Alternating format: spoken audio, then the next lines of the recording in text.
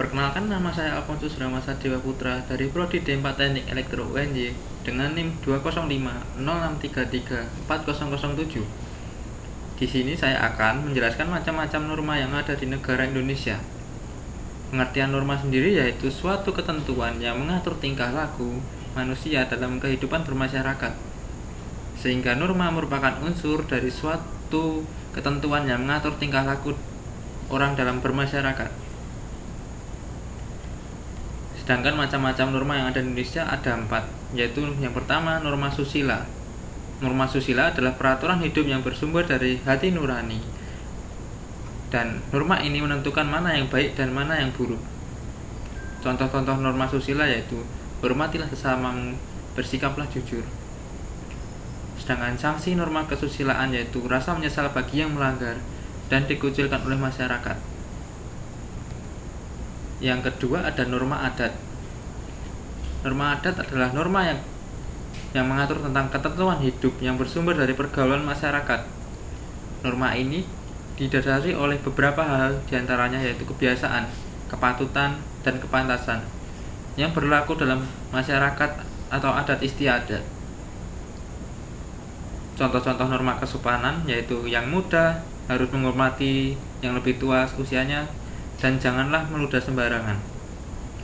Sedangkan untuk sanksi dari norma adat yaitu akan mendapat celaan dari sekeliling dan rasa malu serta dipandang rendah oleh orang lain.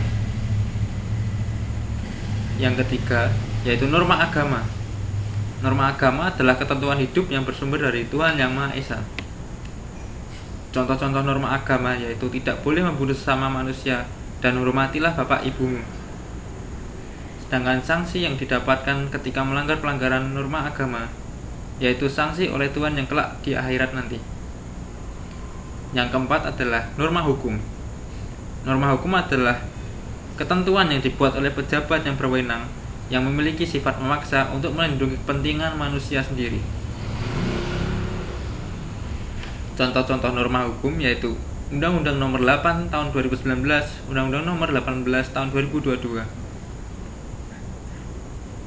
Sanksi yang didapat oleh pelanggar norma hukum biasanya berupa pidana penjara atau denda, atau pernyataan tidak sahnya suatu perbuatan. Sanksi tersebut bisa dipaksakan oleh lembaga yang berwenang.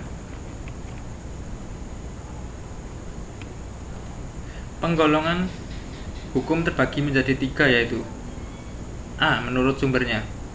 Hukum undang-undang ada 3 yaitu hukum undang-undang, hukum kebiasaan atau adat, dan hukum traktat atau perjanjian. Yang kedua menurut kebentuknya terbagi menjadi 2 yaitu hukum tertulis dan hukum tidak tertulis. Yang tiga menurut tempat berlakunya atau ruang. Hukum nasional, hukum internasional, hukum gereja, hukum masjid, dan hukum asing. Di Indonesia sendiri terdapat lembaga peradilan berserta fungsinya yaitu peradilan yang pertama peradilan umum, yaitu Mahkamah Agung ini memiliki peran dalam proses pembinaan serta lembaga peradilan yang ada di bawahnya. Yang kedua, peradilan agama. Peradilan agama ini memiliki tugas serta wewenang yang memeriksa, memutus, dan menyelesaikan perkara pada tingkat yang pertama. Yang ketiga, peradilan tata usaha negara, yaitu peradilan yang memiliki peranan dalam proses penyelesaian sengketa yang terjadi di bidang tata usaha negara. Yang keempat, yaitu peradilan militer, yaitu memiliki peran dalam penyelenggaraan proses peradilan yang ada dalam lapangan hukum pidana. Yang kelima yaitu Mahkamah Konstitusi. Mahkamah Konstitusi ini memiliki wewenang untuk mengadili pada tingkat yang pertama dan juga terakhir, dan putusannya bersifat final.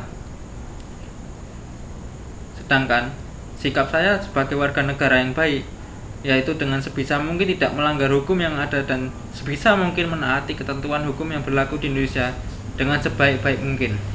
Sekian dari saya, terima kasih.